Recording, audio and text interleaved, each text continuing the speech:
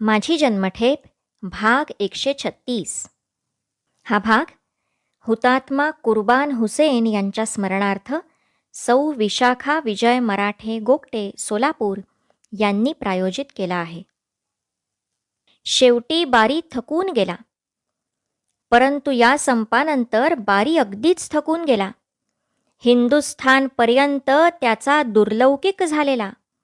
सरकारही शेवटी त्यास संशयित दृष्टीनेच पाहू लागलेले आणि राजबंदीवानास लहान मोठ्या सवलती मिळत मिळत तो वर्ग इतका डोईजड झालेला की त्यामुळे कारागारात त्या पूर्वीच्या पोर्ट ब्लेअरच्या परमेश्वराची एका फत्तराहून अधिक प्रतिष्ठा किंवा भीती साधारण बंदिवानही मानीत नाहीसे झालेले. अशा स्थितीत तो अगदी उदासीनपणे राहू लागला. मरो तो सरकारी दरारा, माझे राहिलेले दिवस कसे बसे भरले की सुटलो म्हणून स्पष्टपणे म्हणे. पूर्वी आम्हास प्रत्येक संपात त्याच त्या मागण्या करितांना पाहून तो म्हणे, काय सावरकर त्याच त्या मागण्या मागता, पण तुमचा हा प्रयत्न दगडी भिंतीस डोक्याने टक्कर देण्यासारखा व्यर्थ आहे. आता त्या मागण्यातील कित्येक मागण्या पचनी पाडीत पाडीत स्थिती इतकी झाल्यावर आम्ही बारीस म्हणावे, त्याच त्या मागण्या मागणारी चिकाटी बघू शेवटी आपले डोके फोडून घेते की दुसऱ्याचे. अजूनपर्यंत तर ती अगदीच व्यर्थ गेली नाही असे राजबंदीवानाचे अलीकडे वर्षानुवर्षे दर्शन न झालेला तो तेलाचा घाणाच सांगेल.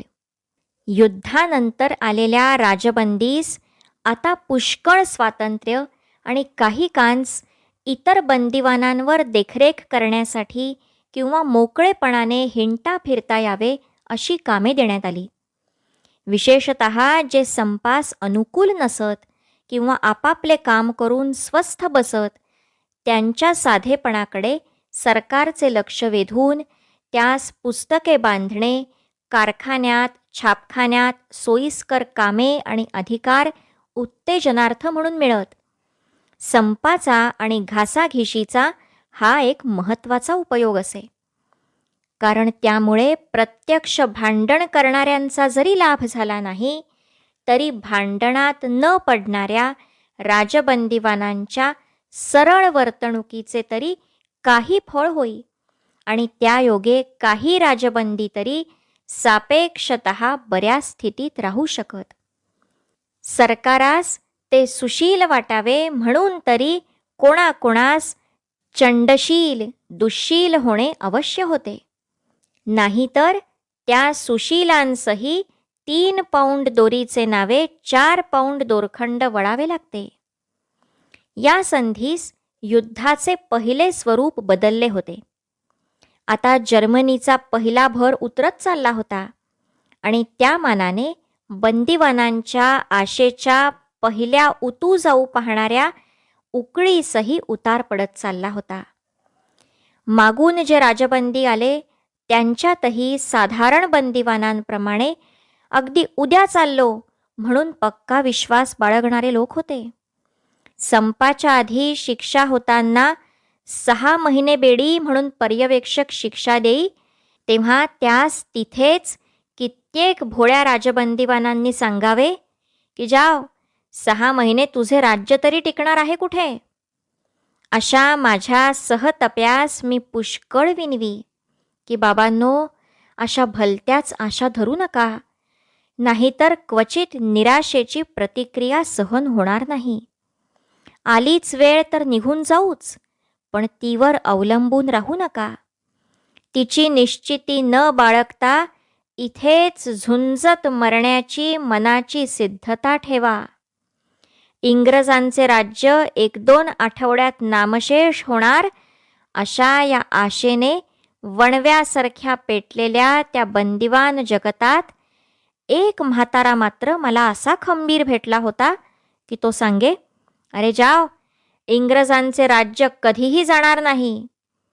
हा हत्यारी होता मोठा धाडसी. 3दा अंदमानातून पळून जाण्याचा प्रयत्न त्याने केला, पूर्वी एकदा 10 वर्षे शिक्षा भरून हा सुटून गेला. पुन्हा सुटताच त्याच्या त्या पहिल्या शिक्षेस कारणीभूत झालेल्या त्याच्या शत्रूस ठार मारून जन्मठेप घेऊन अंदमानास आला आणि तिसऱ्या प्रयत्नात सफलता येऊन अंदमानाहून निसटला. नावेत बसून एकटा महिनाभर समुद्रात भटकत भटकत फिरत होता. शेवटी अगदी मद्रासच्या तटास लागता लागता पकडला गेला. अशा अनेक निराशा झाल्याने त्यास इतर बंदिवानास जसे आशेचे वेड लागले होते तसे यास निराशेचे वेड लागले होते. कोणीही इंग्रजांचे राज्य जाईल असे म्हटले की तो कातावे आणि संतापून म्हणे, अशा 3 लढाया झालेल्या मी पाहिल्या आहेत आणि इंग्रजांचे राज्य जाणार म्हणून 50दा ऐकले आहे. पण ते सगळे खोटे, लुच्चेपणा केवळ. इंग्रजांचे राज्य कधीही जाणार नाही. जो ते कधी जाईल म्हणेल तो वेडा आहे म्हणून शिवी देई.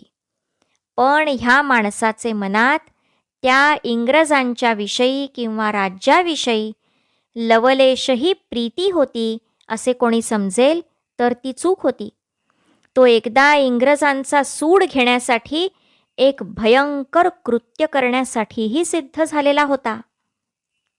अन्न सत्याग्रही रामरक्षा याचा मृत्यू. ह्या संपाच्या गडबडीतच रामरक्षा नावाच्या एका पंजाबी ब्राह्मणाच्या मृत्यूची दुर्घटना घडली होती. हे गृहस्थ चीन, जपान इत्यादी स्थळी प्रवास करीत असता राज्यक्रांतिकारकांच्या पक्षात समाविष्ट होऊन सयाम आणि रंगून येथील बंड करण्याच्या आणि सैनिकांस बिघडविण्याच्या कटात दंडित झाले होते. तिकडेही त्यास अनेक पीडा सहन करावी लागली होती. अंदमानातील कारागारात पाय ठेवताच त्यांनी पाहिले की ब्राह्मणांच्या गळ्यातले यज्ञोपवीत काढून घेण्यात येत आहे. ते स्वतः परदेशी मुरलेले आणि बाह्य संस्कार धर्म समजण्याच्या आकुंचितपणाहून फार प्रगल्भ विचारांचे होते. परंतु कोणासही त्यांच्या इच्छेविरुद्ध त्यांचे धर्मचिन्ह काढून घेण्यास भाग पाडावे हे त्यास न रुचून त्यांनी आपले यज्ञोपवीत देण्याचे साफ नाकारले. अधिकाऱ्यांनी असल्या गोष्टीतही मूर्खपणाचा हेका चालवून ते तोडून टाकले. त्या धार्मिक अपमानाचा प्रतिवाद करण्यासाठी यज्ञोपवीत नाही तोवर मी अन्न घेणार नाही म्हणून रामरक्षा यांनी शपथ खाल्ली.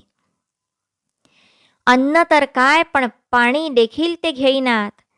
निर्जल आणि निरन्न असे कडक व्रत करीत तो वीर त्या कोठडीत कित्येक दिवस पडून राहिला. शेवटी काही 15 दिवसांनी त्यास नाकाने नळी घालून बळाने अन्न देण्यात येऊ लागले. त्यासही महिना उलटून गेला. यज्ञोपवीताकरिता झुंजत मरणाचा पण करून तो ब्राह्मण तसाच झगडत राहिला. त्याच्या पूर्वीच्या झालेल्या छळाने आणि ह्या निरशनाने खंगून त्याच्या छातीत भयंकर दुखू लागले. डॉक्टरने त्यास क्षयाची भावना झाल्याचे कळवले. सर्वजण म्हणत, तू आता अन्न घे, पण तो ऐकेना. मरणाचे दारी बसला. आम्ही स्वतःच्या हातची चिठ्ठी धाडली. शेवटी मोठ्या प्रयासाने अन्नग्रहणास त्याचे मन वळवले. परंतु दुर्दैवाने विकोपास गेलेला विकार बरा न होऊन तो ब्राह्मणवीर 1-2 महिन्यातच मृत्यू पावला. लेखक स्वातंत्र्यवीर सावरकर. वाचन गीता चारुचंद्र उपासनी. सावरकर वाङ्मयाधिकार श्री सात्यकी अशोक सावरकर.